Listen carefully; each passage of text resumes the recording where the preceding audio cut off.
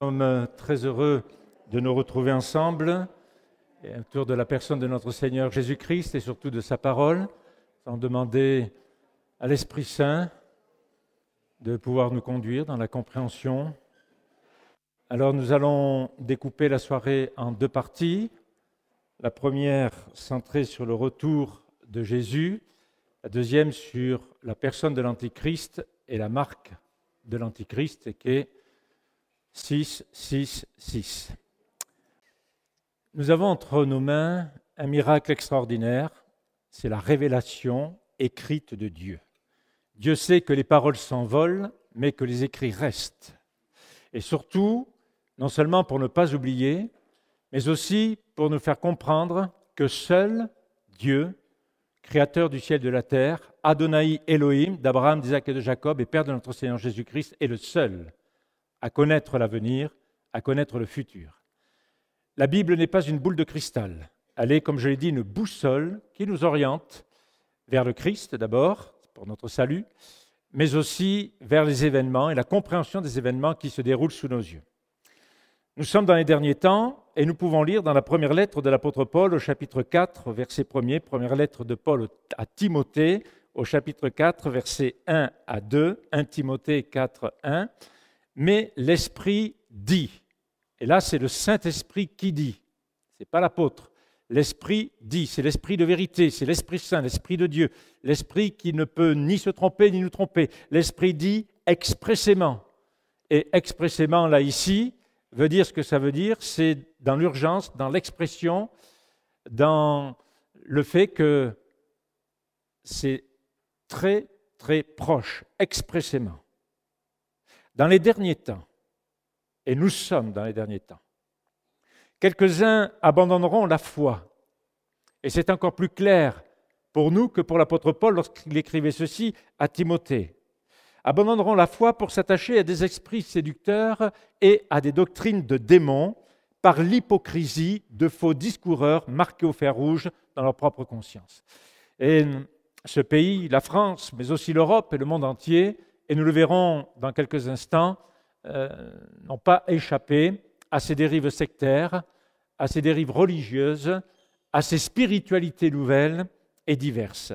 Jude chapitre 1er, verset 18, « Les apôtres vous disaient, à la fin des temps, il y aura des moqueurs qui marchent dans l'impiété selon leur convoitise. » Et là encore, aujourd'hui, bien des gens peuvent se moquer de notre foi, se moquer de notre espérance, croire que c'est de l'histoire-fiction, de la science-fiction.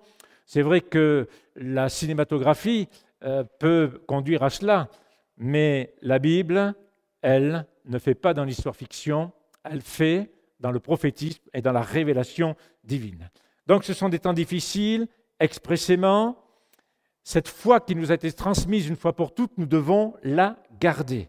Et dans ces périodes de doute, dans ces périodes déroutantes, dans ces périodes difficiles, c'est ma foi dans le Christ qui permet de garder mes repères spirituels et m'affermir dans ma marche avec le Seigneur.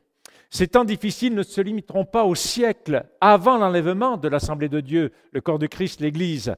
Ils englobent également les derniers temps de l'ère chrétienne, aussi longtemps qu'il plaît à Dieu de les prolonger. Donc, il y a déjà eu les temps difficiles au début de l'Église, des temps difficiles au milieu de l'histoire de l'Église, mais nous sommes aussi dans les temps difficiles, nous qui sommes à la fin de l'histoire de l'Église. La semence du mal, qui commençait déjà à germer du temps de l'apôtre Paul, de l'apôtre Jean, eh bien, va atteindre son paroxysme dans les derniers temps, les derniers jours, la dernière heure. Et particulièrement, les croyants qui vivront la tribulation et la grande tribulation. Non seulement la majorité des êtres humains n'accepteront pas le message de l'évangile de Jésus-Christ, mais à la fin des temps, un très grand nombre de chrétiens de nom abandonneront la foi à cause de l'apparition de faux Christ et surtout de faux prophètes, au point que certains se laissent manipuler, subjuguer, détrousser matériellement, détrousser moralement, détrousser spirituellement, et ainsi se retrouvent dans une grande détresse lorsque leurs yeux s'ouvrent enfin et comprennent qu'ils ont été la proie et la victime de ces faux prophètes. C'est vrai que l'iniquité va grandir Et dans Matthieu 24, 12, notre Seigneur Jésus-Christ l'a dit, l'amour du plus grand nombre se refroidira. Alors je vais donner des références bibliques qui ne vont pas s'afficher parce que je n'ai pas tout donné, simplement pour gagner un peu de temps. Par contre, là, dans 2 Corinthiens, chapitre 11, verset 3, 2 Corinthiens 11, 3, « Toutefois, de même que le serpent séduisit Ève par sa ruse, je crains que vos pensées ne se corrompent et ne s'écartent de la simplicité, de la pureté à l'égard de Christ. Car si le premier venu vous prêche un autre Jésus que celui que nous avons prêché, ou si vous recevez un autre esprit que celui que vous avez reçu, nous avons reçu l'Esprit Saint, et il n'y a pas d'autre esprit pour nous, ou un autre évangile que celui que vous avez accueilli, vous le supportez fort bien. De tels individus sont de faux apôtres, des ouvriers trompeurs, déguisés en apôtres de Christ. Ce n'est pas étonnant car Satan lui-même se déguise en ange de lumière. Il n'est donc pas étrange que ses serviteurs aussi se déguisent en serviteurs de justice, apparemment, la justice, mais leur fin sera selon leurs œuvres. Ces messages, soi-disant bibliques, sont parfois anthropocentriques, c'est-à-dire centrés sur l'homme. Et moi j'ai fait ceci, et moi j'ai fait cela, et moi je vous dis, alors que ça doit être christocentrique, centré sur Christ. Parfois le message est aussi ecclésiocentrique, ecclésia, l'Église, centré sur l'Église. Mais notre message n'est pas centré sur un mouvement, notre message n'est pas centré sur l'Église, notre message est centré sur le chef de l'Église, il est centré sur l'Esprit qui anime le corps de Christ, il est centré sur notre Père qui nous a donné son Fils Jésus-Christ. C'est sûr que flatter la nature humaine, parler du bien-être, parler de l'estime de soi, avoir un évangile psychologique, c'est sûr que c'est mieux que de parler de repentance, de parler de péché, de parler de soumission totale au Seigneur. Tout ce qui nous caresse dans le sens du poil convient bien à notre moi. Mais lorsque le Seigneur nous reprend par le Saint-Esprit à travers sa parole, là on est contrarié. Et parfois, eh bien, on quitte parce qu'on a été contrarié. Alors si c'est un homme qui vous a contrarié, c'est une chose. Mais si c'est l'Esprit Saint à travers la parole, c'est autre chose. Et Dieu nous interpelle à mettre bien notre vie en conformité avec l'exemple et le modèle. Le comble de l'apostasie sera l'apparition de l'Antichrist et l'adoration de ce personnage par toute une humanité révoltée contre Dieu. Il faut savoir que l'empire de l'Antichrist donc sera sous sa férule, sous son autorité absolue. Et donc là, ici, il n'y aura pas trop de choix, il faudra l'adorer. Par contre, les nations qui sont en dehors de l'empire de l'Antichrist auront encore peut-être la latitude d'adorer ou de ne pas adorer. Mais toujours est-il que pour commercer, l'Antichrist sera incontournable sur le plan politique, économique, militaire, etc., et même religieux. Puisque la Bible, parole de Dieu, est surnaturellement juste concernant la description de notre monde actuel, elle est tout autant concernant le retour en gloire de notre Seigneur Jésus-Christ. Dieu nous communique, et Dieu communique avec nous par l'Esprit Saint, qui a inspiré les rédacteurs de la Bible, la révélation écrite, les prophètes de la première alliance comme de la seconde alliance, et les membres du corps de Christ qui, remplis du Saint-Esprit, exercent les charismes ou les dons, dont le don de la parole de connaissance, le don de la parole de sagesse, le don de prophétie.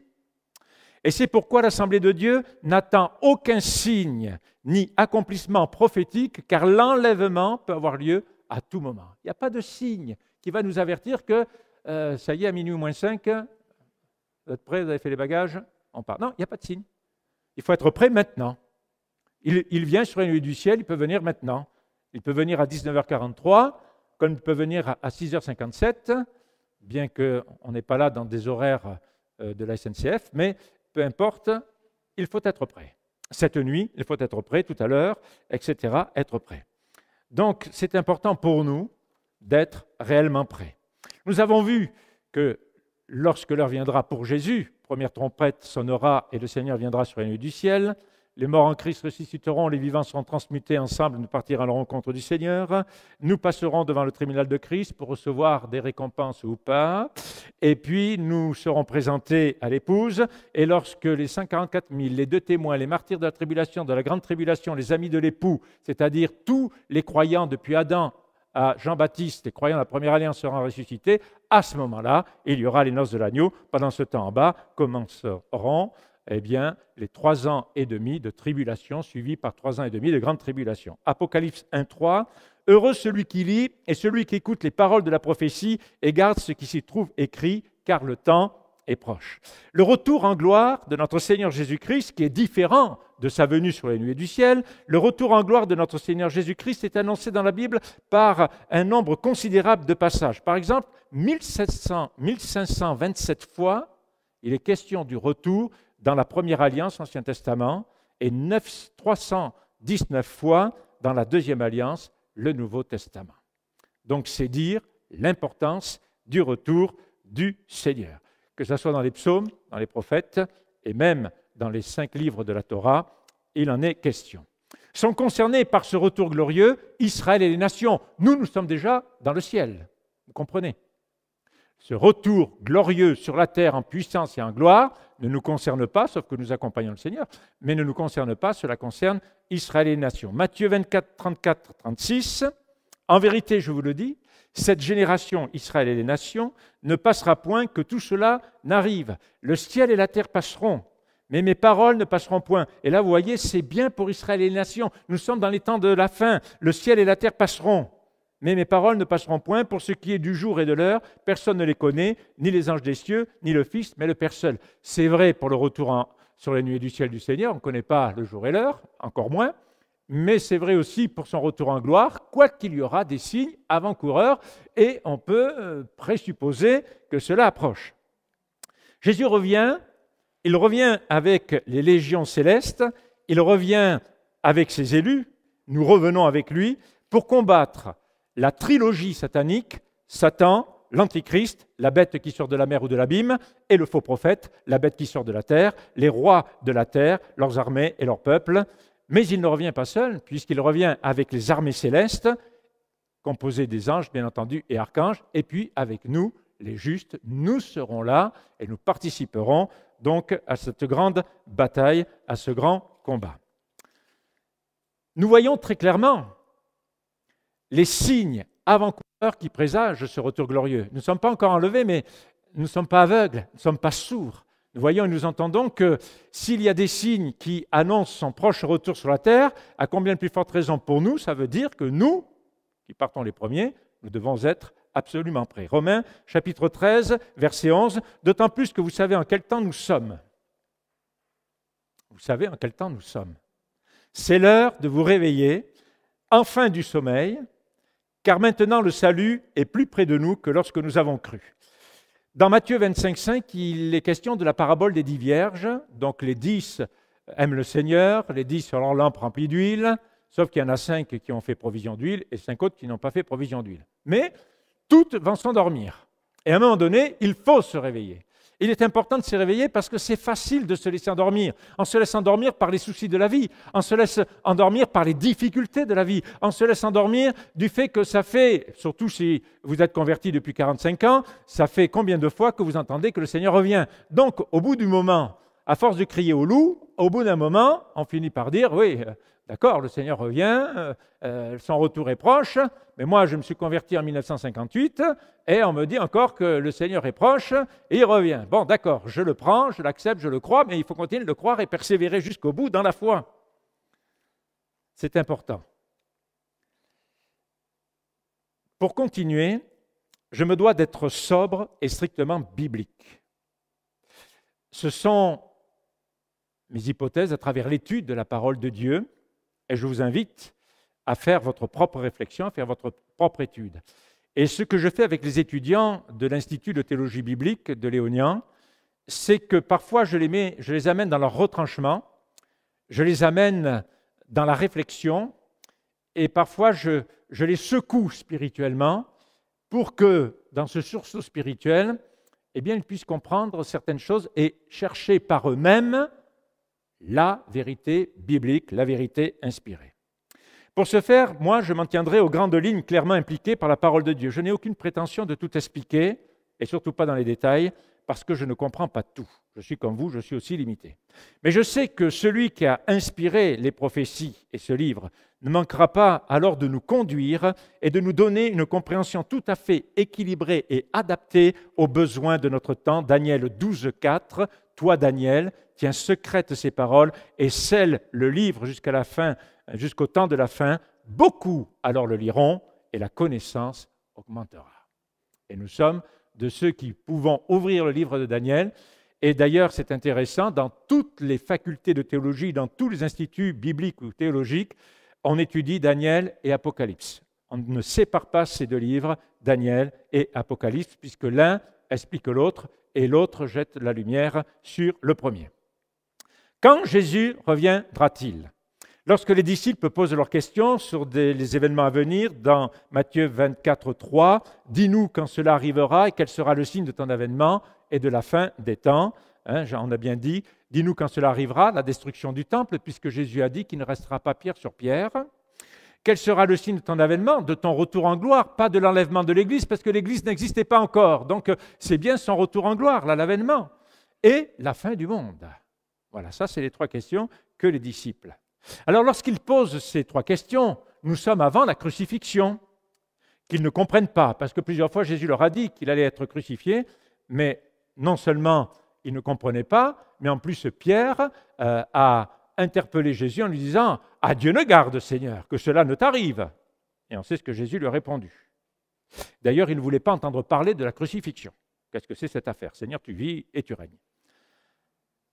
Ces questions sont avant la résurrection dans laquelle ils ne croient pas davantage, et bien avant l'ascension dont ils ignorent totalement l'événement en lui-même. De toute évidence, suite à la révélation prophétique de Jésus concernant la destinée future du temple de Jérusalem, il ne restera pas ici pierre sur pierre qui ne soit renversée. Les disciples ont voulu quand même connaître le signe de son avènement, de son retour en gloire. Avènement que nous ne confondons pas avec sa venue sur les nuées pour l'enlèvement de l'Église. Et c'est là la grande confusion entretenue pendant des siècles par certains théologiens et par ceux qui se sont improvisés prophètes ou interprètes de la parole de Dieu, pour ce qui est du jour et de l'heure. Matthieu 24, 36. Pour ce qui est du jour et de l'heure, personne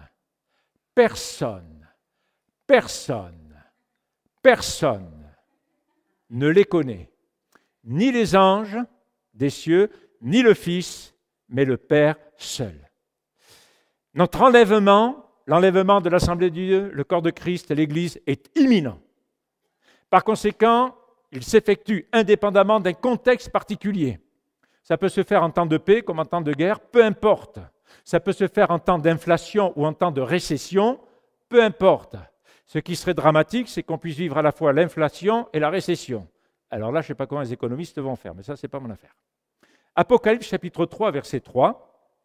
« Rappelle-toi donc », et là il écrit à l'Assemblée de Dieu de Sardes, « Rappelle-toi donc comment tu as reçu et entendu la parole. » Est-ce que vous vous rappelez comment vous avez entendu et reçu la parole ?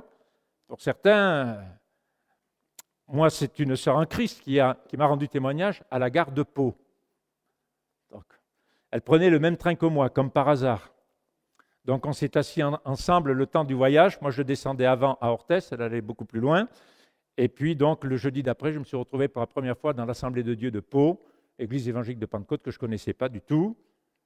Et là, pour la première fois, j'ai entendu l'évangile de Jésus-Christ. C'est rentré dans l'oreille droite, c'est sorti dans l'oreille gauche, je n'ai rien compris. Mais la chose qui m'a touché, c'est l'accueil que j'ai reçu, le cantique qu'on m'a remis.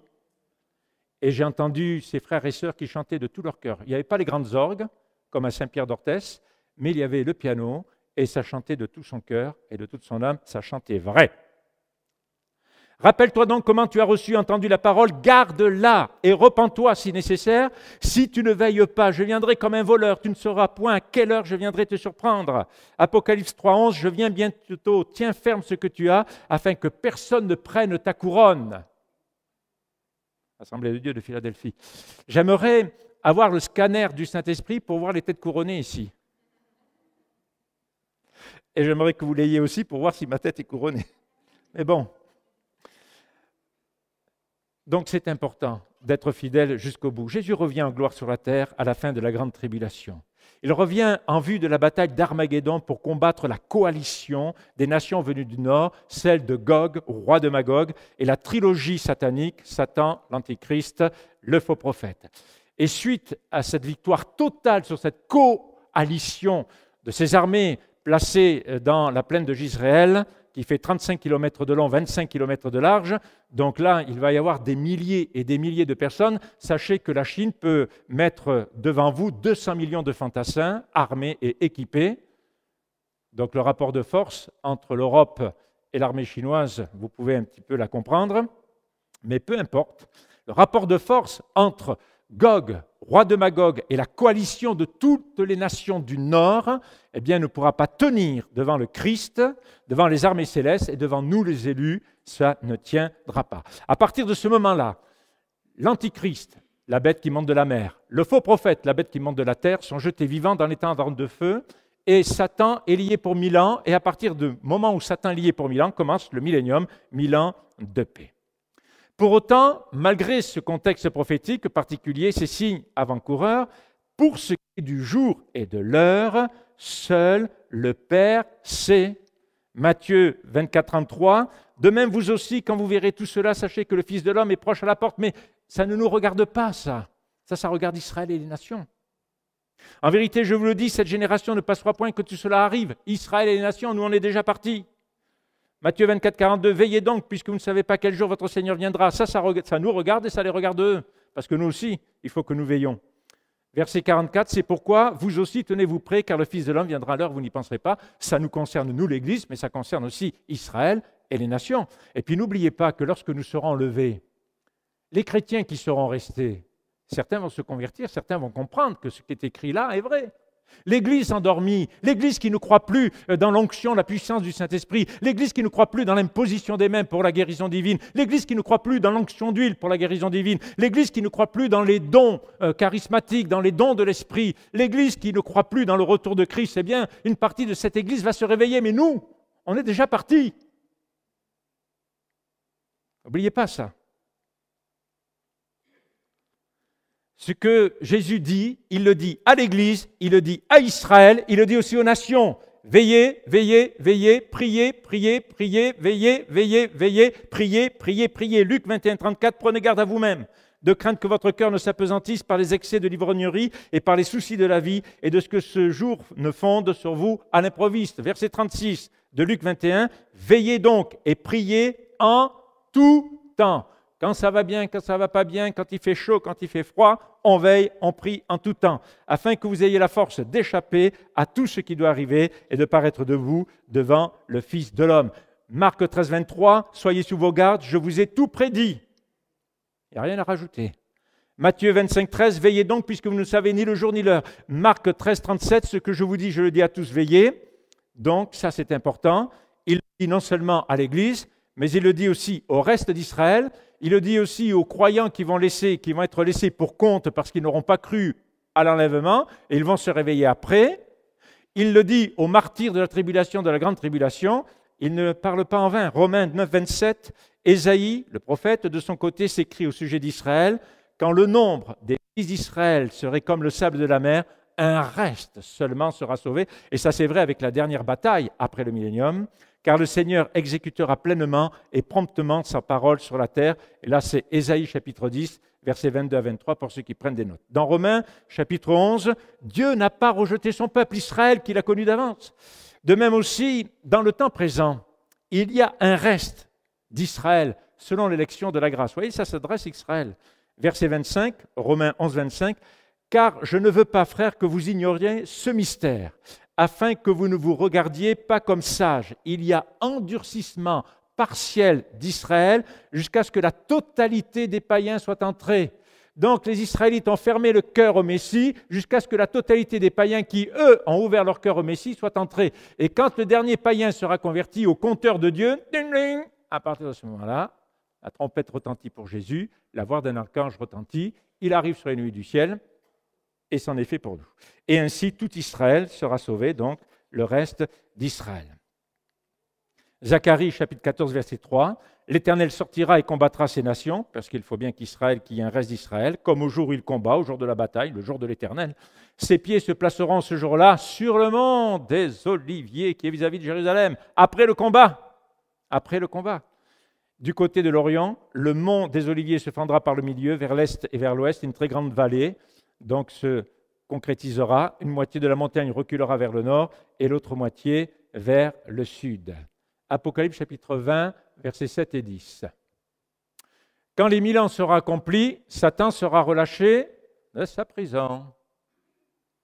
Il sortira pour séduire les nations qui sont aux quatre coins de la terre, Gog et Magog, afin de les rassembler pour la guerre. Leur nombre est comme le sable de la mer. Donc Gog et Magog, nous les retrouvons là, parce qu'ils étaient dans la bataille d'Armageddon, mais nous les retrouvons là, parce que tous n'ont pas péri, et parce qu'ils se sont reconstitués, refait une santé pendant le millénium.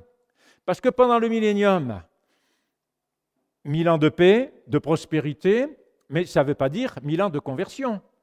Certains se convertiront à Jésus, d'autres pas.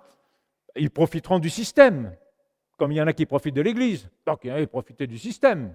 Hein, on est bien dans l'Église, il y a la clim, il y a la musique, il y a le chant, on consomme, voilà.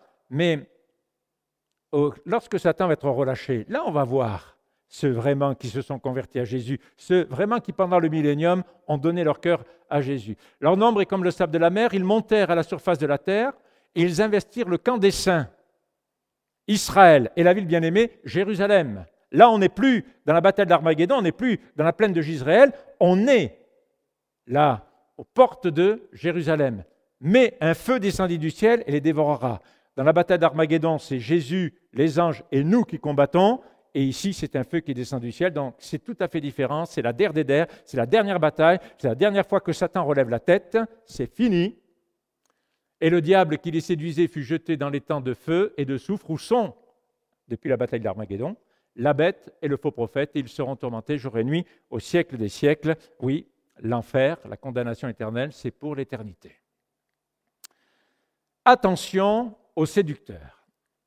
Et je vais terminer ma première partie avec ça. Il suffit que Dieu interdise une chose pour que le Satan et les humains ne pensent qu'à franchir l'interdiction divine. En ce qui concerne le retour en gloire de notre Seigneur Jésus-Christ sur la terre, Dieu, le Père, le Fils, l'Esprit Saint, en a révélé tous les points essentiels et la période particulière à Israël et aux nations, et ne leur en a caché que la date exacte. Mais comme nous comprenons l'importance d'Israël et des nations, nous aussi nous comprenons ces choses-là, bien que ça ne nous intéresse pas directement, mais nous comprenons ces choses-là. Or, c'est justement ce que beaucoup d'humains et de sectes voudraient à tout prix préciser, parce que beaucoup d'entre eux ont confondu et confondent encore l'enlèvement imminent de l'Assemblée de Dieu, le corps de Christ sur les nuées du ciel, avec le retour en gloire sur la terre de notre Seigneur Jésus-Christ et suivi de la fin du monde. À partir de cette grande confusion, maintes fois des individus, groupements d'individus ont fixé à l'avance la date, soit de l'enlèvement de l'Église, soit du retour de Jésus, soit de la fin du monde, ou soit tout à la fois. Le pasteur baptiste américain William Miller eut la parfaite conviction qu'entre le 21 mars 1843 et le 21 mars 1844, Christ reviendrait pour prendre avec lui tous les saints et qu'il rendrait alors à chacun selon ses œuvres. Finalement, le 21 mars 1844 est passé et on a défini la date 22 octobre 1844. Et là, pendant ce 22 octobre 1844, tous ces chrétiens de cette congrégation étaient dehors, ils attendaient le retour du Seigneur. Et puis minuit est arrivé et on est passé le 23 octobre 1844 et ça a été la grande dépression et la grande déception. Une partie a abandonné la foi et le Seigneur, la parole de Dieu. Une autre partie s'est récupérée tant bien que mal. Et Hiram Edson, adventiste du septième jour, convaincu et disciple du pasteur baptiste William Miller, eut la révélation que non, il ne s'est pas trompé, le pasteur. Jésus est bien revenu, mais il est revenu dans le temple céleste. Ah, c'est facile, comme ça personne ne voit rien. Mais enfin, il est revenu dans le temple céleste, dans le sanctuaire céleste. Ellen Gould White, vous avez peut-être lu de ses livres, née Harmon, mariée à James White, qui est responsable adventiste de premier plan. Il a été 3 fois président de la conférence générale. Donc, cette femme est considérée comme la voix prophétique. J'ai eu l'occasion de lire quelques-uns de ses livres, j'en ai dans ma bibliothèque, et c'est vrai qu'elle dit des choses qui sembleraient s'approcher de la réalité. Mais elle ne donne pas de date, elle. Depuis l'époque de Charles Taze Russell, fondateur de ce qui est devenu aujourd'hui les Témoins de Jéhovah, et du juge Joseph Franklin Rutherford, l'un des dogmes favoris des Témoins de Jéhovah, c'est d'annoncer le retour du Christ. Donc Jésus est revenu en 1874. La fin de la bataille d'Armageddon, c'est 1914. Et puis, donc, en 1925, il y a eu la résurrection des patriarches, Abraham, Isaac et Jacob. Donc, on se rend compte que tout cela, bien entendu, ce n'est pas la vérité ni la réalité. Et les témoins de Jéhovah ne s'intéressent qu'à ce qu'ils peuvent faire dire à la Bible et non à ce que l'Esprit Saint a déjà révélé parfaitement. Les témoins de Jéhovah déclarent que Jésus-Christ est revenu dans le temple, eux aussi, en 1914, l'a purifié en 1918 pour juger les hommes, pécheurs et les organisations de Satan, mais on se rend compte que ce n'est pas ça. Pour Claude Igneski, donc, qui a écrit des livres, qui en a répandu, qui en a envoyé 2 à tous les pasteurs du mouvement des Assemblées de Dieu, des baptistes et évangéliques. À partir de la chronologie biblique, donc Claude Igneski, à partir de la chronologie biblique, devait avoir lieu entre le dimanche 13 septembre et le mardi 15 septembre 2015, l'enlèvement de l'Église. En 2015, quand je suis allé en Belgique, comme chaque année je monte en Belgique, c'est le pèlerinage familial,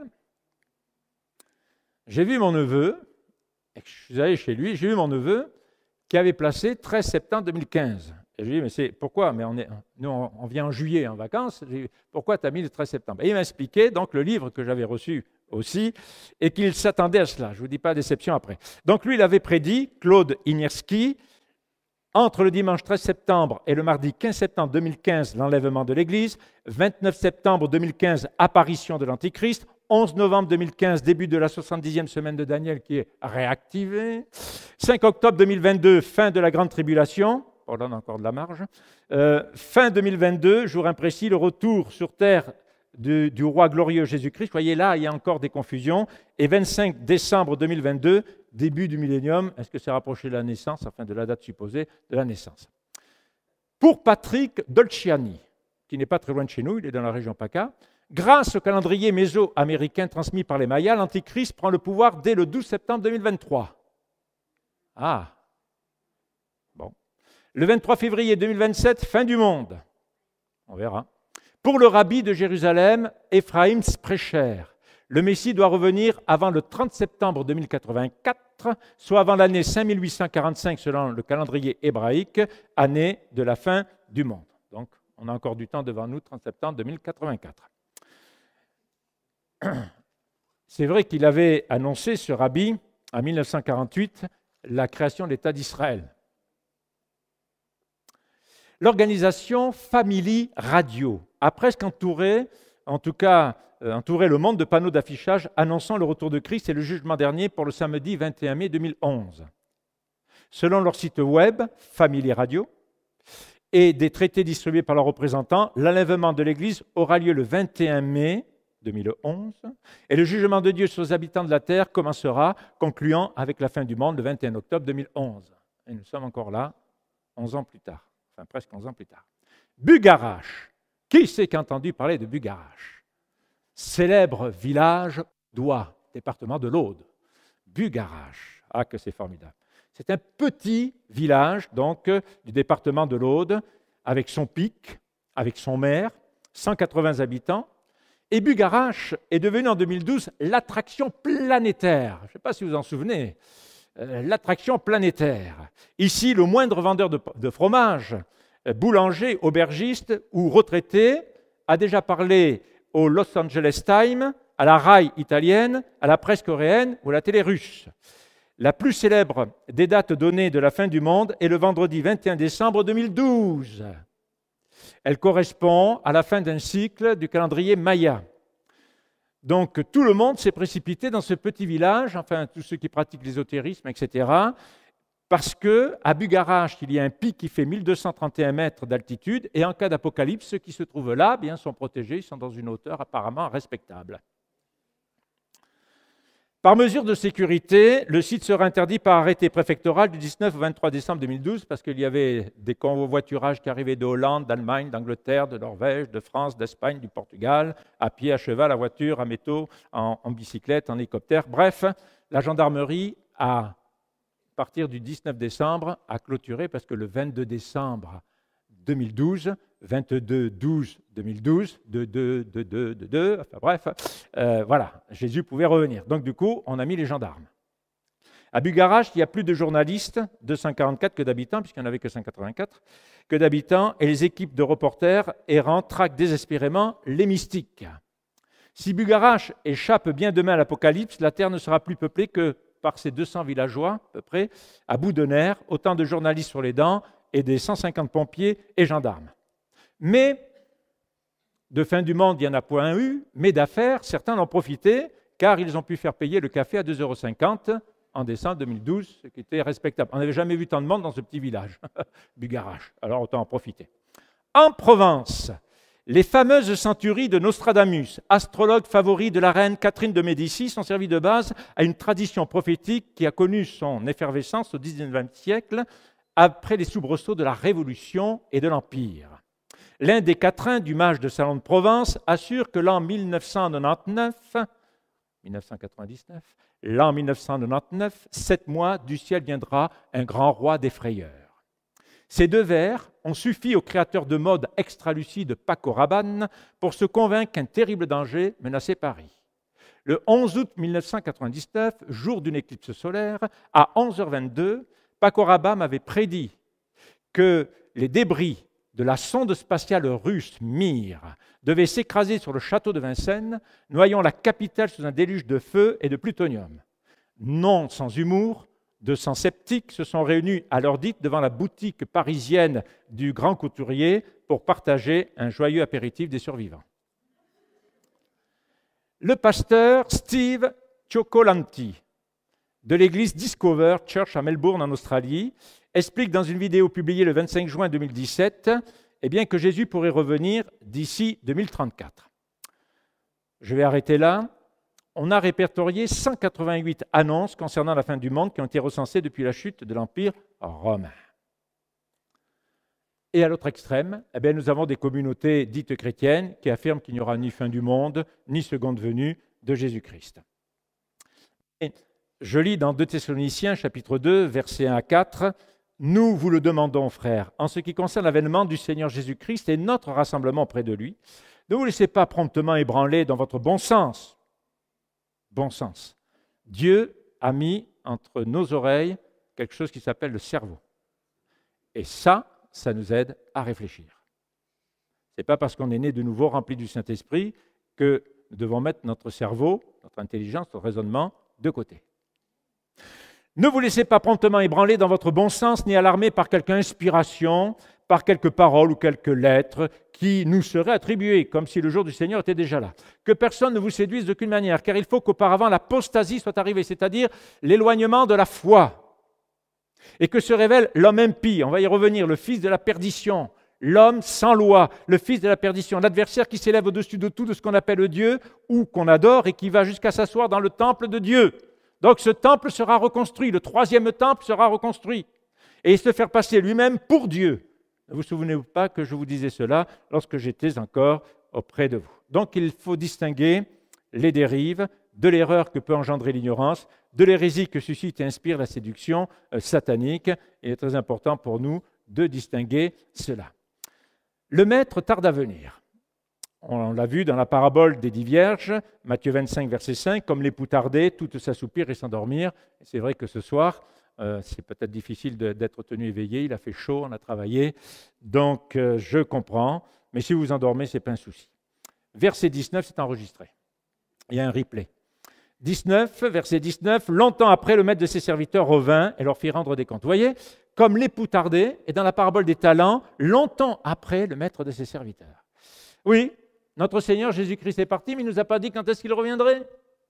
Pourquoi, Seigneur, tu tardes? 2 Pierre, chapitre 3, versets 3 et 4. Sachez avant tout que dans les derniers jours, il viendra des moqueurs pleins de railleries qui marcheront selon leur propre convoitise et diront « Où est la promesse de son avènement ?» Car depuis que les pères sont morts, tout demeure comme depuis le commencement de la création. Pourquoi le Seigneur tarde-t-il? Réponse, 2 Pierre, chapitre 3, verset 9. Le Seigneur ne retarde pas l'accomplissement de sa promesse, comme quelques-uns le pensent, il use de patience envers vous. Il ne veut pas qu'aucun périsse, mais il veut que tous arrivent à la repentance. Verset 15, considérez que la patience de notre Seigneur est votre salut. Alors c'est sûr, la patience de Jésus est notre salut, mais pour certains, s'il tarde un peu trop, ça risque peut-être d'être autre chose. Mais enfin, il faut persévérer. Dans cette attente, veillons, prions, travaillons, servons et témoignons. et témoignons. Voici, je viens bientôt. Une chose est donc certaine, c'est que Dieu le Père a fixé le moment précis du retour en gloire sur terre de son Fils, au temps fixé. Et là, je termine cette première partie par 1 Timothée, chapitre 6, versets 13 à 16. Je te recommande devant Dieu qui donne la vie à tous les êtres, je te recommande devant Dieu, je vous recommande devant Dieu. Et devant le Christ Jésus, qui a rendu témoignage par sa belle confession devant Ponce Pilate. Jésus l'a dit, je suis né et je suis venu dans le monde pour rendre témoignage à la vérité. Et quiconque écoute ma voix est de la vérité. Ponce Pilate va faire une question, qu'est-ce que la vérité? Mais ça, c'est une question politique. Juge, garde le commandement sans tâche, sans reproche, jusqu'à l'apparition de notre Seigneur Jésus-Christ que manifestera en son temps le bienheureux et seul souverain, le roi des rois et le Seigneur des seigneurs, qui seul possède l'immortalité, qui habite une lumière inaccessible que nul homme n'a vue ni ne peut voir. À lui honneur et puissance éternelle. Amen. Manifestera en son temps le bienheureux et seul souverain, le roi des rois et le Seigneur des seigneurs, Jésus. Voilà. Alors ce volet va être un peu plus court. On va s'intéresser à l'Antichrist et à la marque de l'Antichrist. Il y a 3 mots importants pour rapprocher la Bible, c'est révélation, inspiration, illumination. Révélation rend connu ce qui auparavant était caché, comme le mystère de l'Assemblée de Dieu, le corps de Christ, l'Église. Pour l'apôtre Paul, il suffit de lire Éphésiens ou Colossiens. Et pour l'apôtre Jean, révélation du livre de l'Apocalypse, puisque Jean, Apocalypse chapitre 1er, verset 1, révélation de Jésus-Christ que Dieu lui a donné pour montrer à ses serviteurs ce qui doit bientôt arriver. Je n'ai pas donné tous les versets, donc là-bas, on ne s'inquiète pas, mais je donnerai des références. Il suffira d'être là pour les bonnes références. Une autre référence, 2 Jean, chapitre 1er, verset 7, « Car dans le monde sont entrés plusieurs séducteurs qui ne confessent pas Jésus-Christ venu dans la chair. Voilà le séducteur, voilà l'Antichrist. » Par conséquent, la révélation communique la vérité divine qui ne peut être découverte autrement que par l'Esprit Saint qui nous la révèle. Et cet éclairage du Saint-Esprit est essentiel pour connaître la révélation. Par exemple, le Saint-Esprit m'a révélé que Jésus était mon sauveur, ce que dans ma religion je n'avais pas compris. Pas sauvé par les œuvres, mais sauvé par Jésus. L'inspiration, elle, consiste en la transcription, en l'écriture de la vérité divine grâce à l'Esprit Saint de Dieu. L'Esprit révèle et l'Esprit inspire pour écrire. Jean 14, 6, « Mais le Consolateur, le Saint-Esprit que le Père enverra en mon nom, c'est lui qui vous enseignera toutes choses et vous rappellera tout ce que moi je vous ai dit. » Ça, c'est l'inspiration. Et l'illumination, c'est l'ouverture de notre esprit par l'Esprit Saint, nous rendant capables de comprendre et de saisir la parole de Dieu. On va résumer cela dans Luc 24, 45. « Alors, Jésus leur ouvrit l'intelligence pour comprendre les Écritures. » Et Jésus leur a ouvert l'intelligence pour comprendre les Écritures par l'Esprit Saint qui était en lui. Nul ne peut accéder au salut et nul ne peut entrer en communion avec Dieu, le Père, le Fils, l'Esprit Saint, sans la révélation par l'Esprit Saint de Jésus-Christ, le Seigneur, le Sauveur dans son cœur. Or, cette révélation vient de l'Esprit Saint par le moyen de l'Écriture et de l'illumination, c'est-à-dire la conviction profonde par le même Saint-Esprit que Jésus-Christ est vraiment le Fils éternel de Dieu, mon Sauveur. Comme l'Esprit Saint nous a révélé le Seigneur Jésus, eh bien, Jésus-Christ, eh bien, le même Saint-Esprit nous révèle l'Antichrist. Nous qui sommes disciples de Jésus-Christ, il y a aussi les disciples de l'Antichrist. Alors, attention, parce que souvent, vous pouvez lire, surtout sur Wikipédia peut-être, Antéchrist au lieu de Antichrist. Antéchrist, qui est utilisé même par le dictionnaire, est un barbarisme dû à une erreur de transcription. Antéchrist vient du latin ante, signifiant celui qui est avant le Christ. Or, ce n'est pas possible, puisque Christ est de toute éternité. Par contre, vous lirez toujours dans la Bible Antichrist, qui signifie celui qui est contre Christ ou qui supplante Christ. Le chapitre 12 de l'Apocalypse occupe la place centrale dans le livre de son message, dans le livre, de l'Apocalypse et son message est aussi un message capital. Ce chapitre 12 présente le grand ennemi invisible du peuple de Dieu.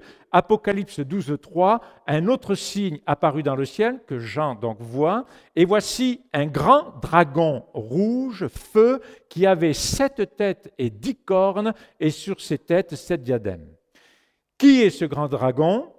Eh bien, il est identifié par l'apôtre Jean par Satan. Apocalypse 12, 9, il fut précipité le grand dragon, le serpent ancien, Genèse 3, 1, appelé le diable et le Satan, celui qui séduit toute la terre habitée. Il fut précipité sur la terre et ses anges furent précipités avec lui. Les chapitres suivants, chapitre 13 en particulier, vont nous parler des 2 serviteurs de Satan. Ces ennemis sataniques, maléfiques, qui vont dresser l'humanité contre le Christ. Car derrière les persécuteurs humains, il y a le diable et ses démons invisibles qui les manipulent. Au chapitre 13, l'apôtre Jean donc présente les 2 esclaves ou serviteurs du grand dragon qui vont sévir durant la grande tribulation, particulièrement donc 42 mois, 3 ans et demi, 1260 jours. Il s'agit de l'Antichrist, la bête qui monte de la mer ou de l'abîme, Apocalypse 13, versets 1 à 10, et qui persécute le peuple de Dieu. Le faux prophète, la bête qui monte de la terre, Apocalypse 13, versets 11 à 18, trompe le monde entier, ce qui reste de l'humanité. Nous, ça ne nous regarde plus, là, on est dans le ciel, hein, vous comprenez, là, hein? D'accord, hein? C'est pour Israël et les nations. Trompe le monde entier, tente de séduire et d'égarer le peuple de Dieu, donc Israël, et ceux qui se convertiront durant la tribulation et la grande tribulation, sachant que les 144 000 et les 2 témoins ne se laisseront pas séduire, eux, nous le comprenons. L'Esprit Saint, donc, nous révèle la contrefaçon de la triunité divine, parce que face au Père, au Fils et au Saint-Esprit, nous avons Satan, l'Antichrist et le faux prophète. Or, n'oublions pas que les 3 membres du trio satanique sont des créatures et qu'ils doivent leur existence au Créateur. Ils ne sont donc pas divins. Ils restent donc soumis à la volonté divine qui décidera de leur sort éternel en temps et en heure. Et d'ailleurs, dans Apocalypse chapitre 12, verset 12, « Malheur à la terre et à la mer, car le diable est descendu vers vous, plein de fureur, sachant qu'il a peu de temps. » Le Satan, donc, agit par ces 2 bêtes. Il va donner son pouvoir à la première bête, l'Antichrist, qui va accomplir les œuvres du grand dragon, le Satan, en combattant les membres du peuple saint, c'est-à-dire Israël, et il va faire en sorte que ce grand dragon va faire en sorte que tous adorent la bête, l'Antichrist. Car en adorant la bête, l'Antichrist, c'est lui, Satan, qui se fait adorer, car il est derrière tout cela. Derrière chaque statue, derrière chaque lieu qu'on a sacralisé, il y a un démon. La seconde bête, le faux prophète, donc, la bête qui sort de la terre, parle comme le dragon, la même parole, exerce le pouvoir de la première bête, l'Antichrist, un pouvoir qui vient donc du dragon, le Satan, et fait l'œuvre du dragon, trompant les habitants de la terre. Apocalypse 13, 1, « Puis je vis monter de la mer, une bête qui avait 10 cornes. » Et là, si on va dans Daniel chapitre 7, on va se rendre compte des bêtes. Parce que si vous voulez, lorsque Daniel a vu la statue d'or, d'argent, de bronze, d'argile et de fer, il a vu le côté que le monde voit, l'éclat. Mais Daniel, lui, a vu l'esprit qui se cachait derrière cette statue, à travers le lion, à travers l'ours, à travers le léopard et à travers une bête dont il ne pouvait pas décrire tellement qu'elle était hideuse.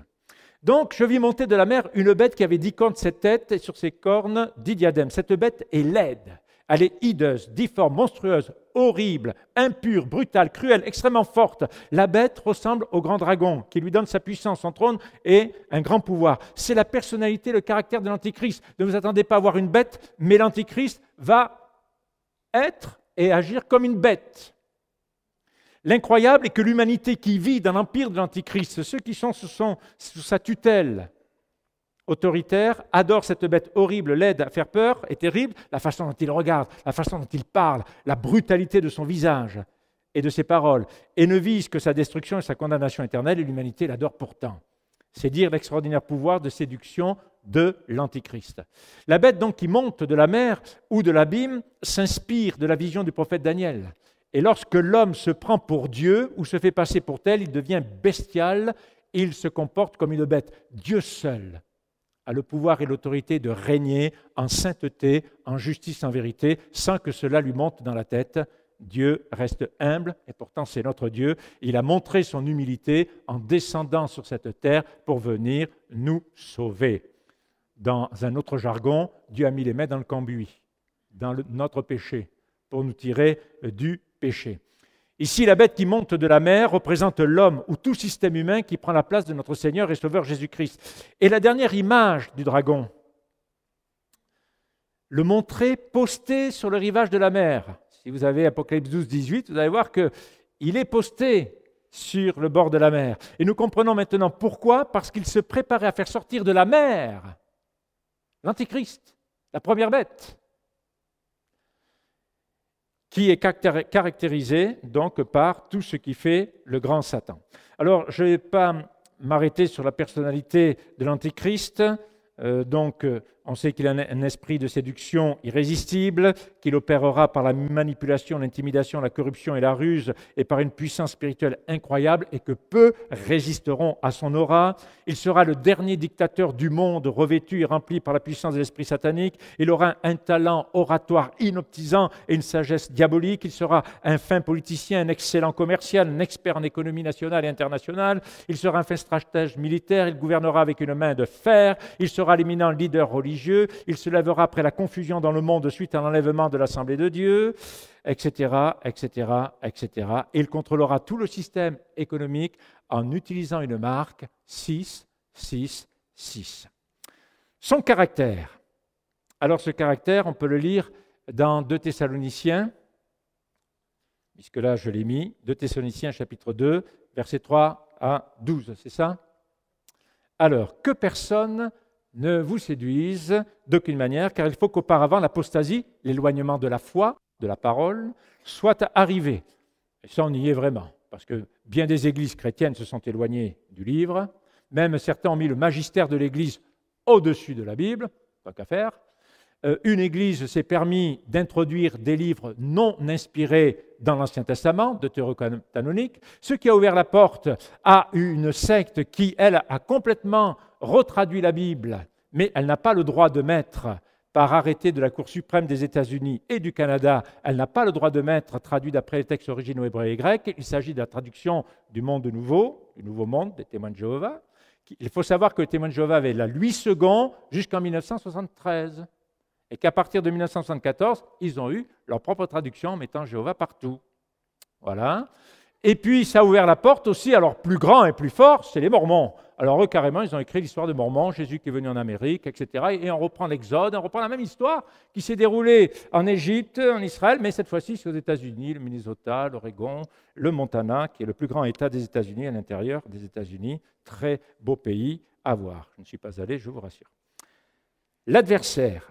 Il faut qu'auparavant l'apostasie soit arrivée et que se révèle l'homme impie, le fils de perdition. Alors l'homme impie, c'est celui qui est sans loi, le fils de perdition, l'adversaire qui s'élève au-dessus de tout, ce qu'on appelle Dieu ou qu'on adore et qui va jusqu'à s'asseoir dans le temple de Dieu et se faire passer lui-même pour Dieu. Et maintenant, vous savez bien ce qui le retient.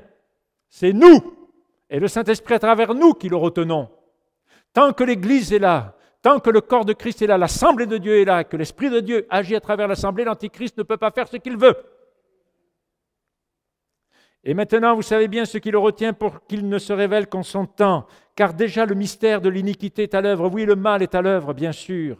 Il faut seulement que celui qui le retient encore ait disparu, c'est-à-dire il faut que nous soyons enlevés. Mais le Saint-Esprit, lui, ne part pas. Ah non!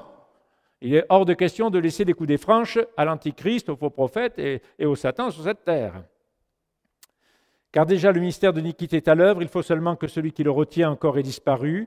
Alors se révélera l'impie, l'homme d'impiété, de rejet de toute loi. La loi, c'est lui, que le Seigneur Jésus détruira par le souffle de sa bouche, et qu'il écrasera par l'éclat de son avènement, sa gloire.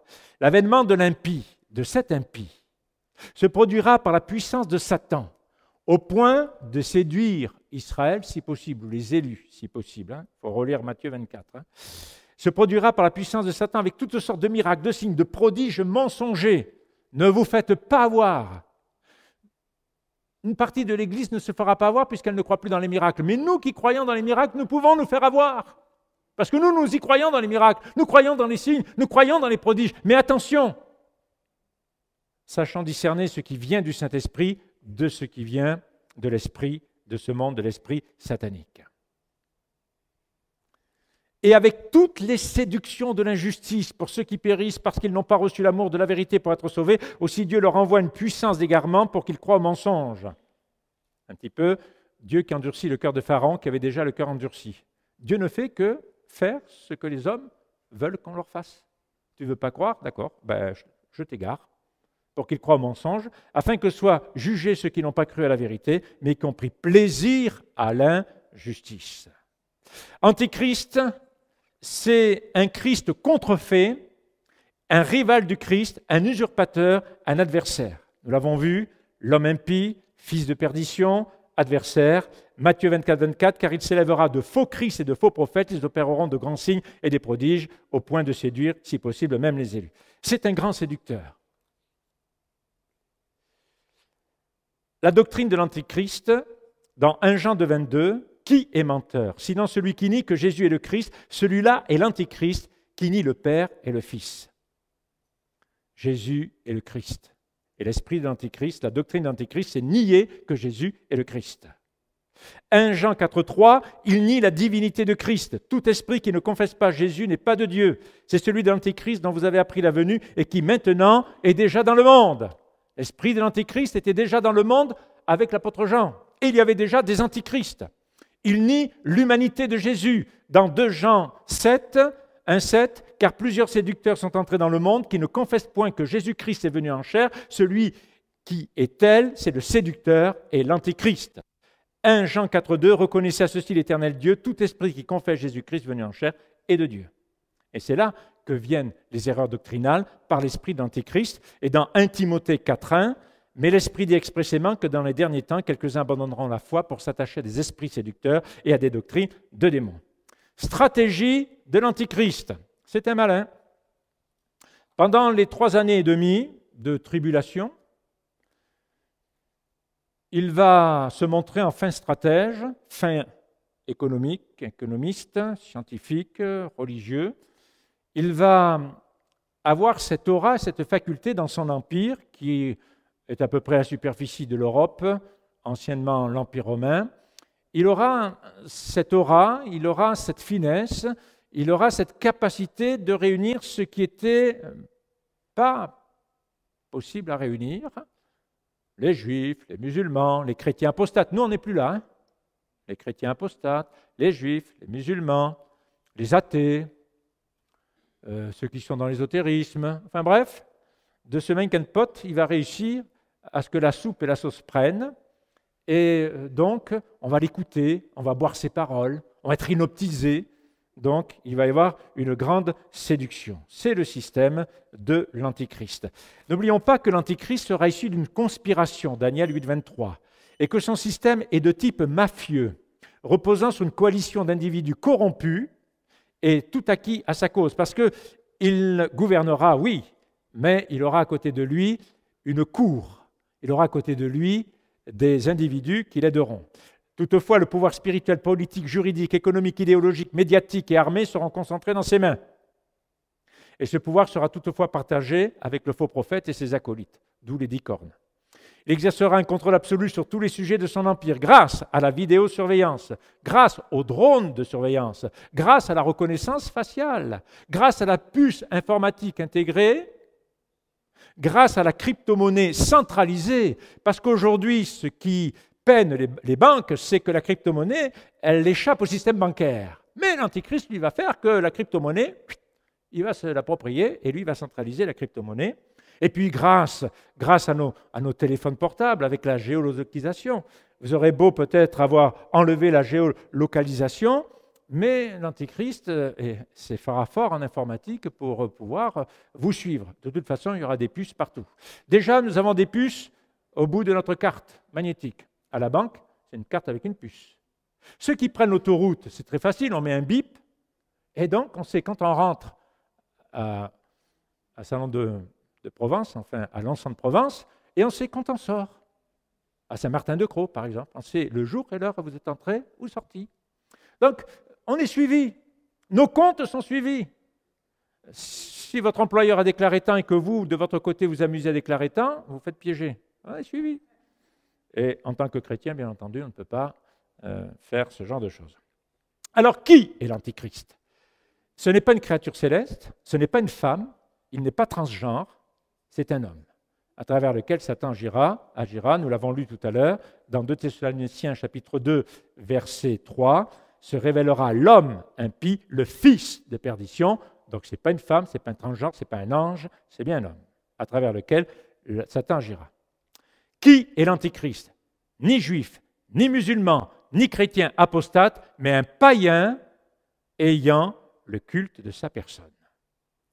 Et c'est pour ça que Satan se tient au bord de la mer, et que dans Apocalypse chapitre 13, verset 1, « Puis je vis monter de la mer l'Antichrist, une bête, qui avait 10 cornes et 7 têtes, et sur ses cornes 10 diadèmes et des têtes des noms des blasphèmes. » La mer représente toujours dans la Bible les peuples, l'agitation des peuples. Apocalypse 17, 15, il me dit, les eaux que tu as vues sur lesquelles la prostituée est assise, ce sont des peuples, des foules, des nations, des langues. Vous voyez, la Bible n'interprète la Bible, les peuples. Si vous allez dans Ésaïe 17, 12, oh, le grandement de peuples nombreux qui grondent comme grondent les mers, le mugissement des peuplades qui mugissent les grosses eaux, des peuplades qui mugissent comme mugissent les grandes eaux. Ça, c'est Ésaïe 17, 12, 13.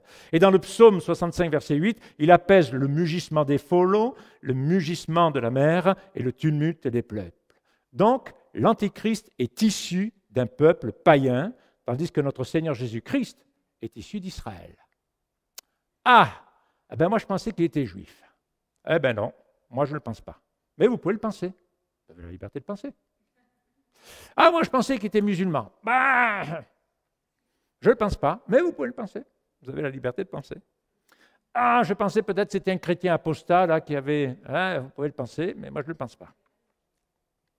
Et maintenant, il faut que ce que je vous dis, pour moi l'Antichrist vient du milieu païen, et non pas juif ou musulman, il faut que la Bible m'aide à l'expliquer.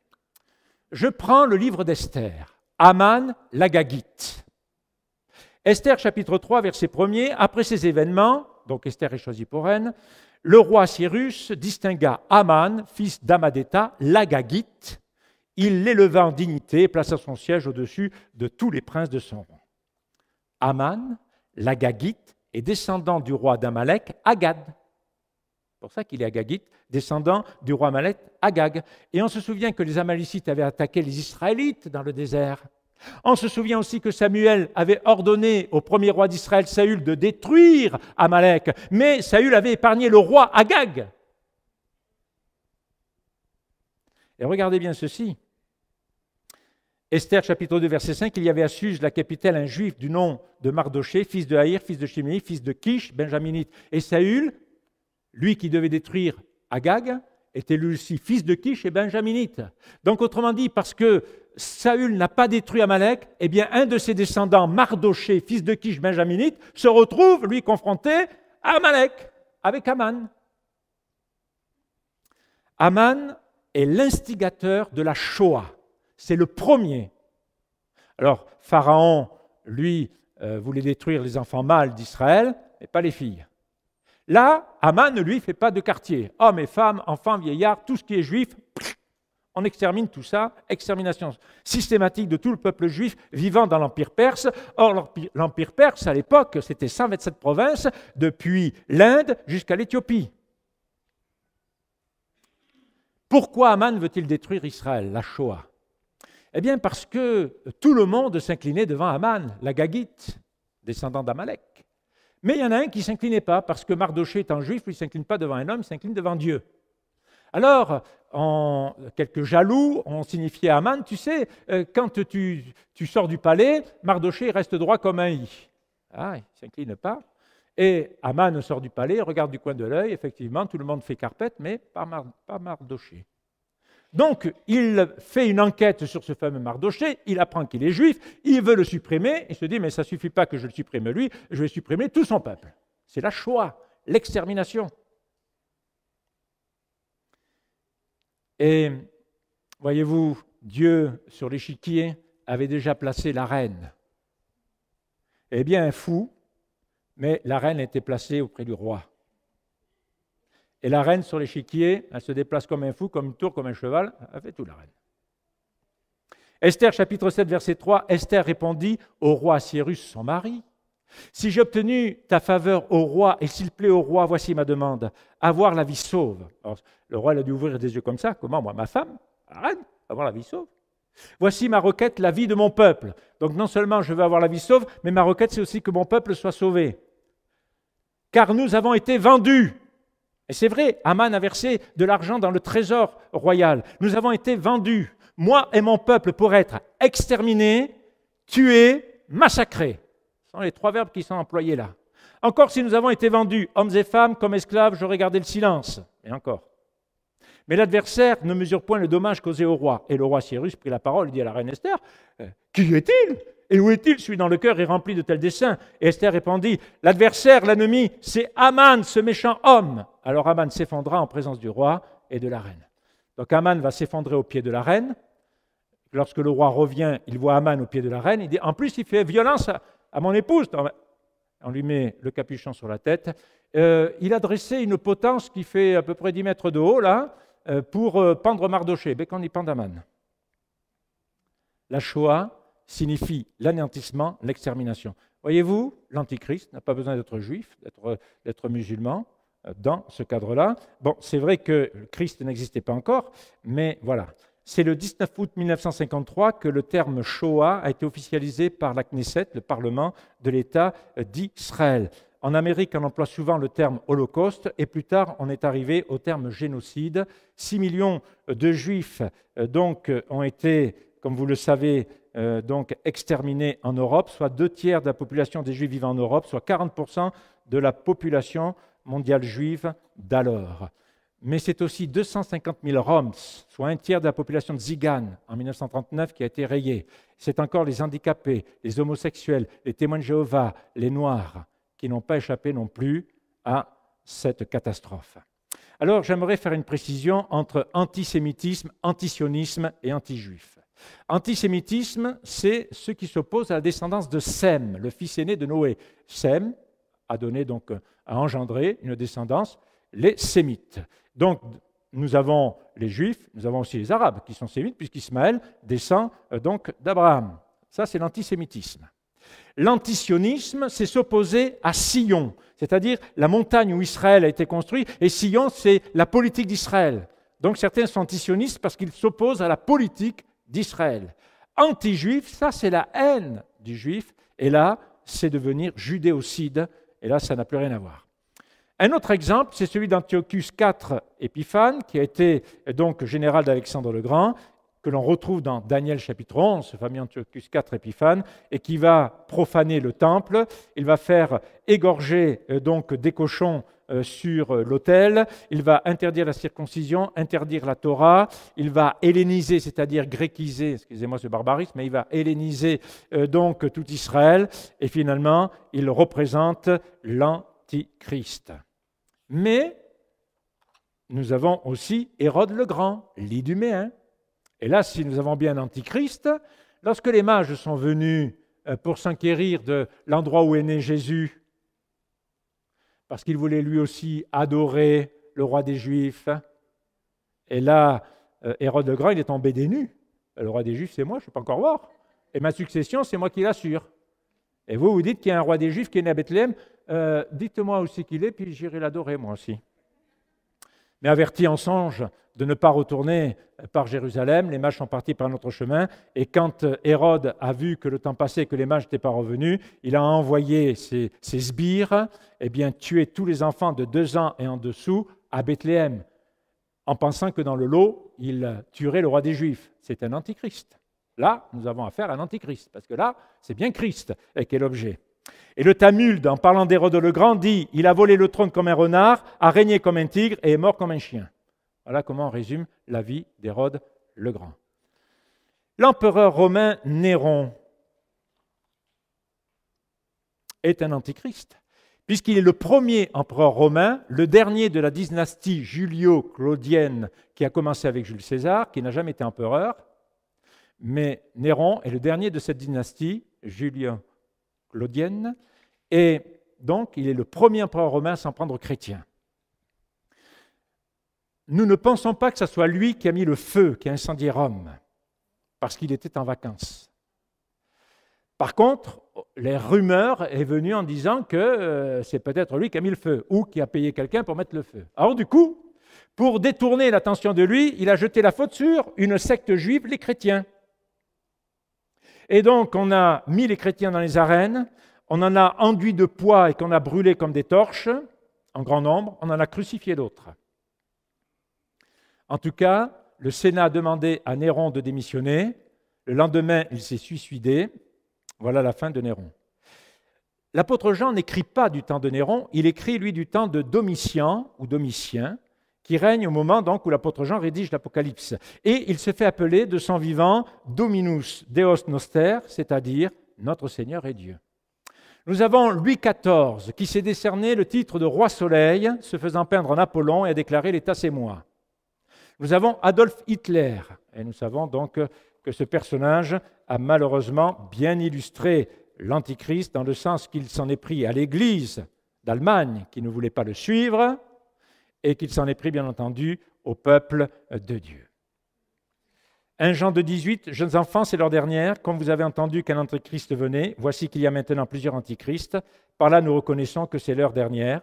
Ils sont sortis de chez nous, mais ils n'étaient pas des nôtres, car s'ils avaient été des nôtres, il est manifeste que tous ne sont pas des nôtres. Donc, l'Antichrist, pour moi, est issu des peuples païens, mais il y a des antichrists. Et je peux comprendre qu'il y ait des antichrists, car à l'assemblée de Smyrne, Apocalypse 2,9, je connais ta tribulation, ta pauvreté, et pourtant tu es riche. Et les calomnies de ceux qui se disent juifs et ne le sont pas, mais qui sont une synagogue de Satan. Donc même des institutions religieuses peuvent être antichristes. Je pense par exemple à l'Inquisition qui, le 20 avril 1233, par le pape Grégoire IX, a été établie en France. La Sainte Inquisition, 1478, en Espagne. Mais la Révolution française a fait plus de morts en un seul mois au nom de l'athéisme que l'Inquisition au nom de Dieu pendant tout le Moyen-Âge et dans toute l'Europe. Je pense à la révocation de l'édit de Nantes qui a dépouillé les protestants.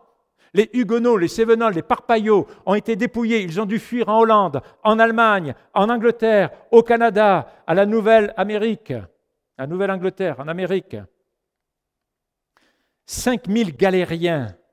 Parmi les protestants français, 5000 galériens envoyés par Louis XIV qui souffrirent et moururent pour leur foi entre 1684 et 1775, c'est le temps des dragonnades. C'est aussi un antichrist. C'est aussi un antichrist. Maintenant, je passe aux chiffres de la bête. Apocalypse chapitre 13, verset 16. Elle fit la bête qui monte de la terre, le faux prophète. Alors là, c'est le faux prophète, Apocalypse 13, 16. Elle fit la bête qui monte de la terre, le faux prophète, que tous, les petits et les grands, les riches et les pauvres, les hommes libres, les esclaves, reçoivent une marque sur la main droite ou sur le front. Et que nul ne puisse acheter ni vendre sans avoir la marque, le nom de la bête, parce que le faux prophète prêche pour la bête, l'antichrist, ou le chiffre de son nom. Et c'est ici la sagesse, que celui qui a de l'intelligence calcule le chiffre de la bête, l'antichrist, car c'est un chiffre d'humain et son chiffre est 666, triple 6, 666. La gématrie, c'est ce qui nous permet de calculer ou de déchiffrer le texte avec les chiffres. Vous savez que les chiffres arabes n'existaient pas du temps des Grecs et des Hébreux.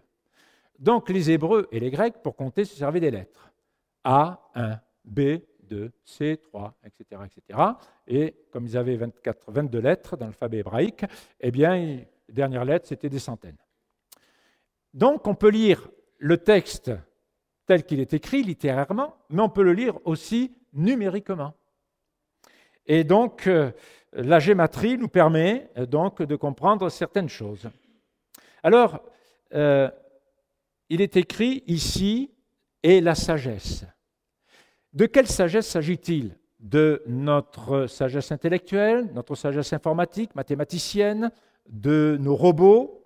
Il s'agit bien entendu de la sagesse de l'Esprit Saint qui nous rend capables de comprendre la parole de Dieu et ses mystères qui demeurent impénétrables, bien entendu, à la sagesse humaine. Relisez 1 Corinthiens 1, 17, 31 et 1 Corinthiens 2, 1, 16.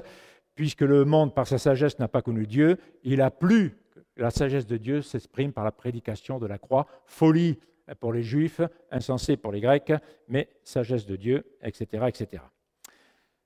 Daniel 1, 17. Dieu accorda à ces 4 jeunes gens de la science, du discernement dans toutes les lettres et de la sagesse, et Daniel expliquait toutes les visions et tous les rêves. Daniel 5, 12, ça c'est la reine mère qui parle à son fils, parce que l'on a trouvé chez lui, chez Daniel, nommé par le roi Belshazzar, un esprit supérieur de la science et de l'intelligence, la faculté d'expliquer les rêves, de déchiffrer les énigmes et de résoudre les questions difficiles, que Daniel soit donc appelé, il donnera l'explication de cette main qui a écrit sur ce mur. Daniel 12, 10, beaucoup seront purifiés, blanchis, épurés, les méchants feront le mal et aucun des méchants ne comprendra, mais ceux qui auront de l'intelligence comprendront. Apocalypse 13, 18, que celui qui a de l'intelligence compte le nombre de la bête, car c'est un nombre d'hommes. Donc le nombre de la bête, ce n'est pas la racine cubique du carré de l'hypoténuse, ce n'est pas quelque chose de compliqué. Le nombre de la bête, c'est un nombre relatif à l'humain.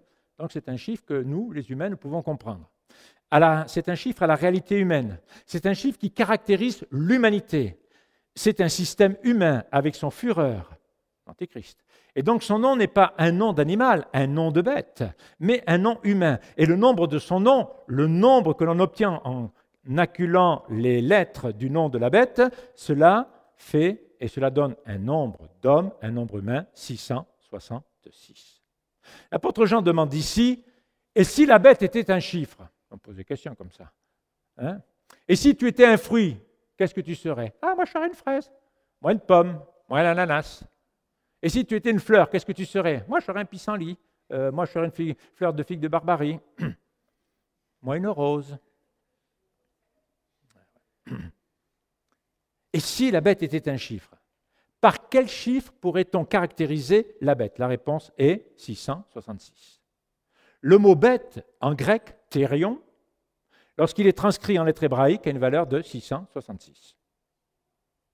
Apocalypse 13, 18, et son nombre est 666. Le chiffre 6 est répété 3 fois pour mieux dire que c'est lui, le chiffre, qui est porteur de sens. C'est le chiffre qui est important. 6, c'est le comble du mal, le débordement de l'iniquité, le summum de l'apostasie. C'est lorsque Noé eut 600 ans que Dieu envoya le déluge d'eau sur une humanité corrompue et pleine de violence. L'orgueil, l'arrogance, la méchanceté, l'injustice sont représentés par la statue érigée par le roi babylonien Nebuchadnezzar. Et cette statue, eh bien, elle a les multiples de 6. Nous sommes appelés à discerner la signification symbolique du nom, car ce triple 6 n'a pas été obtenu au hasard d'une somme. Jean n'a pas écrit, tiens, ou le Saint-Esprit ne lui a pas dit, ça serait bien que tu écrives 666. Oh, c'est pas mal. Dès lors, il faut se poser la question suivante, quelle pouvait être pour l'apôtre Jean la signification symbolique du chiffre 6 et donc a fortiori de 666.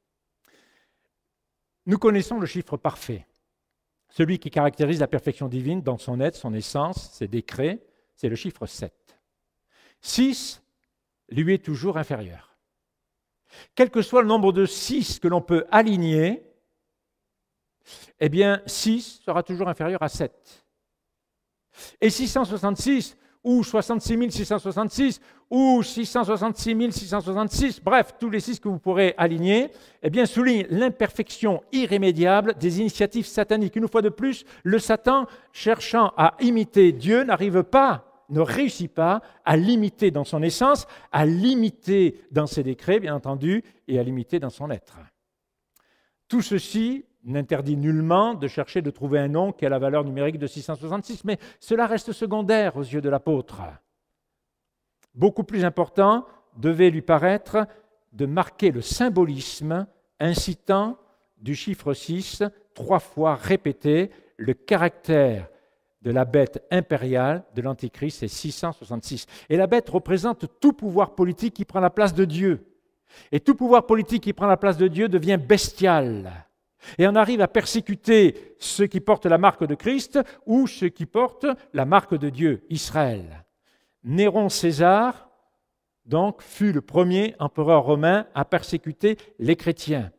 Mais l'empereur romain Domitien, du temps de l'apôtre Jean, qui a été vu comme un Néron revenu, eh bien, à son tour a persécuté les chrétiens. Et l'évêque de Césarée, Eusèbe, a écrit ceci: Jean échappa aux persécutions de l'empereur romain Dioclétien, arrivé à son sujet. Finalement, Dioclétien se posa comme le successeur de Néron par sa haine de Dieu et sa lutte contre Dieu. Il fut incontestablement le second à soulever la persécution contre nous. Donc Néron le premier, Dioclétien le suivant, et on sait qu'il y a d'autres empereurs qui ont emboîté le pas. Le nom qui se dégage logiquement de ce symbolisme 666 est dans notre langage humain. Et pour moi, 666, c'est l'humanisme. L'humanisme, le culte de l'homme par l'homme. Voilà ce que signifie 666. Après, vous pouvez mettre tous les noms que vous voudrez. Mais pour moi, 666, c'est l'humanisme, le culte de l'homme par l'homme. C'est le culte de l'Antichrist, contre Christ. Et la bête est caractérisée par l'infériorité. Elle a beau démultiplier des 6 pour atteindre le 7 de la perfection divine, elle ne fait que renforcer son imperfection et son incapacité. 7, quel chiffre merveilleux. Il indique la perfection divine, la plénitude, la puissance suprême, la gloire. Et dans les livres de Daniel et de l'Apocalypse de Jean, l'apôtre, le chiffre 7 a toute sa place. Dans le livre de l'Apocalypse, le chiffre 7 revient très souvent. 7 assemblées, 7 esprits, 7 porte-lampes d'or, 7 étoiles, 7 lampes ardentes, 7 sceaux, 7 cornes, 7 yeux, 7 anges, 7 trompettes, 7 tonnerres. 7 revient constamment. Et il y a des multiples de 7, bien entendu, là-dedans. La bête qui monte de la mer, et la tribulation et grande tribulation dureront 7 ans. La bête qui monte de la mer, l'Antichrist, représente l'état totalitaire mu par l'esprit d'Antichrist, Apocalypse 13, 17, et que nul ne puisse acheter ni vendre sans avoir la marque de la bête ou le chiffre de son nom. Donc ça ne nous intéresse plus, on n'est plus là. Mais ça intéresse ceux qui sont sous le règne de l'Antichrist et qui voudraient se convertir, qui comprennent. Ces chrétiens apostates, ces juifs qui comprennent que le Messie, c'était vraiment Jésus, et ceux qui voudraient se convertir. Être marqué du chiffre 666 équivaut à être marqué du nom de la bête. 666, lorsque cela est gravé, lorsque cela est pucé, intégré, ça veut dire que j'appartiens à la bête. Faisons bien attention aux tatouages. Faisons bien attention aux marques de fer. Ptolémée IV, Ptolémée était l'un des généraux d'Alexandre le Grand, eh bien Ptolémée IV, qui régnait sur l'Égypte, avait forcé les Juifs d'Alexandrie à se faire recenser, à se faire marquer d'une feuille de lierre, emblème de son dieu Dionysos, puis il avait persécuté ceux qui refusaient. Et dans le monde gréco-romain, certains se faisaient tatouer le nom de leur dieu.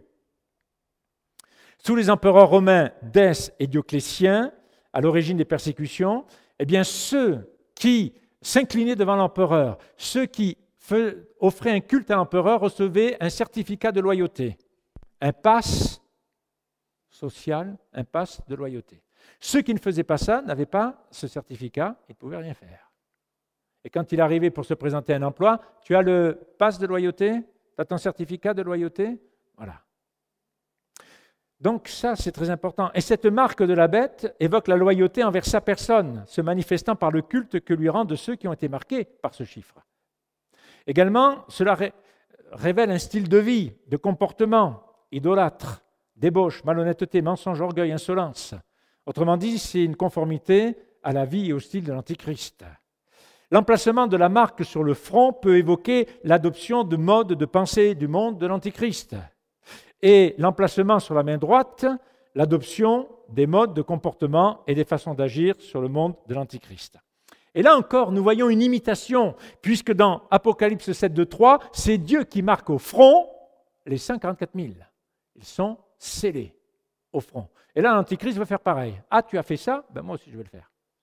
Ceux qui refusent la marque de la bête ne peuvent donc plus participer à la vie économique de l'Empire. Ils ne peuvent ni acheter ni vendre. C'est un régime totalitaire. C'est un régime qui contrôle tout. Et ce 666, on peut peut-être le retrouver dans bien des codes, bien entendu, mais ce 666, eh bien, stipule, pas pour nous, on n'est plus là. Ne vous posez pas des questions que vous n'avez pas à vous poser. On n'est plus là. On n'est plus sur le régime de l'Antéchrist. Parce que si vous avez la marque de la bête, ça veut dire que vous n'êtes pas enlevé. Ah ben oui. Donc, ne vous faites pas un scénario, n'imaginez pas des choses qui ne sont pas à imaginer. En notre temps, et dans certains pays où le christianisme est interdit, suivre Jésus-Christ peut entraîner la perte de ses droits, de son emploi, de ses biens. Toute vie sociale normale devient impossible quand ce n'est pas la peine de mort qui est cruellement donc infligée. Et celui qui se refuse de se compromettre avec la bête dans le temps du règne de l'Antichrist, pendant les 7 ans, et son système, et qui veut rester intègre à Dieu, il le fera au prix de sa vie, car quand vous pouvez ni acheter ni vendre, à un moment donné, vous savez ce qui va se passer? Il va y avoir des dénonciations. Parce qu'il y aura des primes. Il y aura des primes. Ouais, celui-là, il n'a pas la marque. 500 000 euros. Enfin, je ne sais pas si c'est des euros. 500 000 crypto-monnaies. Il n'a pas la marque. Dénonciation. Ce n'est pas d'aujourd'hui, les dénonciations. Il y aura la dénonciation. Et puis, s'il n'y a pas de dénonciation, la police de l'Antichrist, elle verra si vous traînez dans la rue, si vous êtes habillé comment, rasé depuis combien de temps, même si vous laissez pousser la barbe. Mais il y aura la police de l'Antichrist, vous risquez de vous faire ramasser. Vous avez la marque, vous avez le code. Quel code? Vous me prenez pour un imbécile, vous n'avez pas le code? 666. Allez, montrez-moi. Vous n'avez pas le code. Ça sera vite fait. Et si vous voulez avoir le code, ceux qui seront là, qui voudront avoir le code, il faudra qu'ils se soumettent à la bête. Voilà, l'Antichrist pour moi vient d'un peuple païen, il n'est ni juif, ni chrétien apostat, ni musulman, mais c'est un païen. Et nous avons vu qu'il y avait des antichrists, beaucoup d'antichrists bien païens, comme Hérode l'Iduméen, qui s'est retrouvé roi des Juifs propulsé par l'Empire romain, parce que derrière Hérode, il a pot de vin, il a arrosé tout pour se retrouver roi des Juifs en Israël. Et puis, la marque, donc cette marque 666, caractérise plutôt la personnalité de l'Antichrist. Cette marque de la bête, elle est là comme une appartenance, une propriété, une marque de sa propriété. Après, chercher un nom derrière 666. Alors, un frère m'a dit que quelqu'un avait écrit « Si vous connaissez le nom de l'Antichrist, c'est que vous êtes là ». Vous savez, quand Adolf Hitler a commencé en 1932-1933 son parti politique, je pense que les chrétiens ne s'attendaient pas du tout, mais ils connaissaient le nom d'Adolf Hitler. Donc, on peut peut-être connaître le nom d'Antichrist, mais avec l'enlèvement, on ne saura pas la façon dont il agira, ou peut-être qu'on peut pressentir comment il agira. Mais moi, ça ne me dérange pas. Que je connaisse ou pas le nom de l'Antichrist, ça ne me dérange absolument pas. Moi, ce qui m'arrange, c'est d'être enlevé et d'être avec le Seigneur dans les nuits du ciel à sa rencontre. Après, que Néron César, ça fait 666, que ceci, cela, je ne rentre pas dans ces détails. 666, c'est ce qui caractérise la bête, son infériorité. Elle ne sera jamais, jamais comme Dieu. 7, c'est le chiffre de la perfection. Voilà, on va arrêter là. Le temps passe, et nous avec. On va remercier le Seigneur. Vous comprenez que je ne pouvais pas rentrer dans tous les détails. D'abord parce que, d'une part, je ne comprends pas tout. Et d'autre part, ce n'est pas 5 sessions, c'est un peu plus. Mais je pense que là, vous y voyez un peu plus clair. J'espère que vous y voyez un peu plus clair. Et que désormais, eh bien, dans votre esprit, que vous ne puissiez pas vous tourmenter outre mesure, mais que vous sachiez que nous serons enlevés. Alors demain, nous allons terminer, ce sera la 5e dernière session. Nous allons voir donc le retour de Jésus. Quand Jésus reviendra-t-il? Pour ce qui est du jour et de l'heure. Donc on verra ça, mais on verra demain quels sont les signes du retour de Christ, les signes qui précèdent le retour de Christ, la place centrale d'Israël, où en sommes-nous à l'horloge prophétique. Il faut savoir qu'aux États-Unis, il y a une horloge qui est là, et cette horloge, eh bien, elle marque le temps de l'humanité. Ce sont des scientifiques, ce sont des philosophes, des politiques, des religieux, et il est évident qu'avec ce qui se passe en ce moment, cette horloge a pris quelques secondes. Mais je puis vous dire que nous sommes dans les 5 dernières minutes. On sait qu'un jour pour le Seigneur est comme 1000 ans et que 1000 ans sont comme un jour. Mais voilà, donc demain, on va voir ça. Et surtout demain, vous allez voir que les dates, et c'est pour ça que je l'ai dit souvent à mes frères et mes sœurs ici, ne subissez pas l'information, mais comprenez ce qui est en train de se passer. Et je vais vous donner des dates très précises. que forcément vous les avez vus dans les informations. Vous les avez vus. On verra ça, donc demain on terminera par cela. Notre Dieu, notre Père, nous te rendons grâce et de tout notre cœur nous te disons merci de nous avoir laissé ta parole. D'abord la parole faite chair, notre Seigneur Jésus-Christ, incarné par la puissance du Saint-Esprit qui est venu nous sauver, nous racheter, et la parole écrite à travers laquelle le souffle de l'Esprit fait que cette parole est esprit et vie. Nous avons tellement besoin d'être animés du Saint-Esprit. Et Seigneur, plus que tout, de t'aimer par-dessus tout, de tenir bon. Seigneur, je te prie pour mes frères et mes sœurs qui souffrent dans leur corps, qui souffrent d'une situation familiale, d'une situation professionnelle, d'une situation sentimentale, d'une situation matérielle. Je te prie de les encourager, je te prie de les garder. Nous voulons prier pour nos frères et nos sœurs persécutés dans le monde, afin qu'ils continuent d'être ces témoins extraordinaires. Et pour nous, cette leçon de persévérance, cette leçon de courage, cette leçon qui fait que Jésus est plus que tout. Certains sont dans un grand dénuement. Ils n'ont presque plus rien parce qu'ils ils t'ont choisi toi, comme cette pauvre veuve qui a mis ses 2 pites, mais qui pour toi, Seigneur, était un trésor. Je te prie, Seigneur, de nous encourager, de nous fortifier par le Saint-Esprit et que nous puissions les uns et les autres nous encourager, nous faire du bien, nous aimer et nous aider. Nous avons tant besoin des uns et des autres. Seigneur, merci de bénir ton serviteur, sa famille, de bénir les frères et sœurs qui vous donnent la main d'association, tes serviteurs qui sont dans ce lieu, et nous, Seigneur, ton peuple, tes enfants. Merci de nous garder, scellés par le Saint-Esprit pour le jour de ton retour, au nom de Jésus. Amen. Que Dieu vous bénisse.